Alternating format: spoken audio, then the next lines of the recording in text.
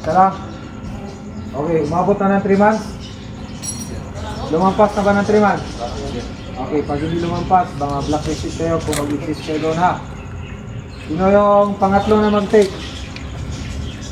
Pangalawa. Pangalawa, i-repicker mo kayo.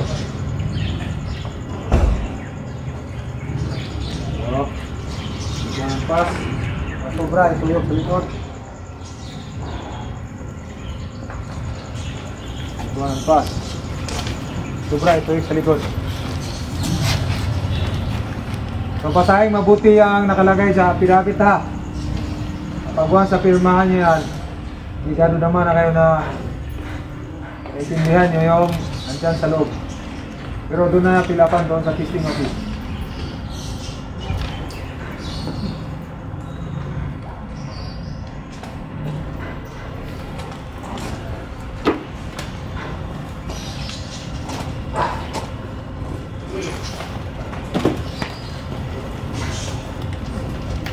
Kapag scan na ba kayo dito?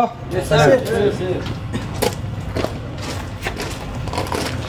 So, ang purpose dito, kung ano yung nakita ninyo na kailangan na i-improve, ha?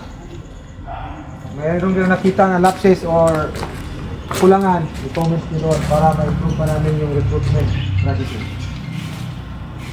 Then, nakapalo ba kayo sa Army Recruitment Office Mindanao na merong 28 key followers?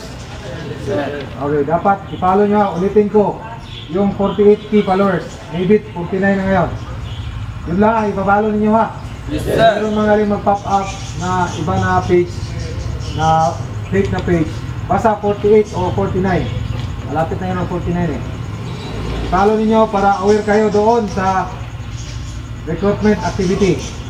30. 5 na OCC.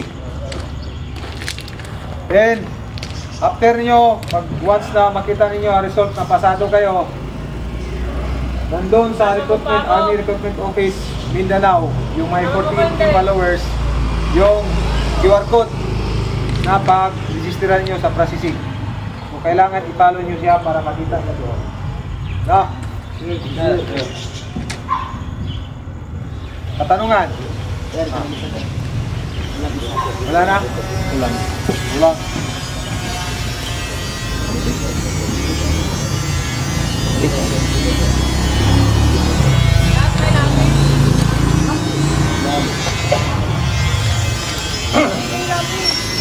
Okay, ito.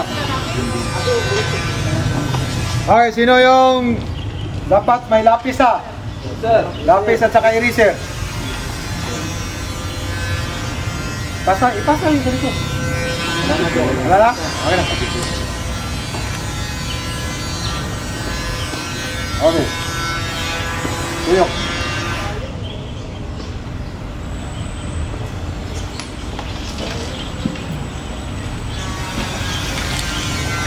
Sabay.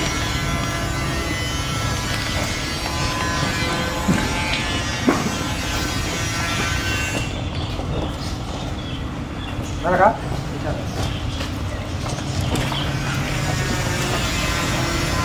Dok, kita dulu. Jadi tu dia.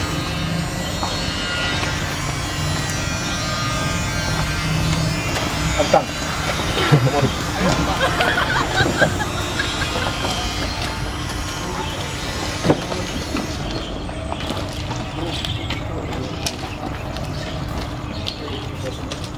Ay, tinidool ko dyan. Mahawiran ang di mao. Okay, ganito. Last. Pag once na pumasa na kayo, lalo na itong sa CS, may issue pa man itong 5. Practice na kayo ha, ng physical niyo. Ha? Kasi sayang, pag natawagan kayo, nag-process kayo, bagsak naman kayo sa PhD. Okay lang yung sa medical kayo mabagsak. Natawa naman yan, hindi naman pwede yan ni ano. Okay tayo? Yes, sir. So, good luck sa exam.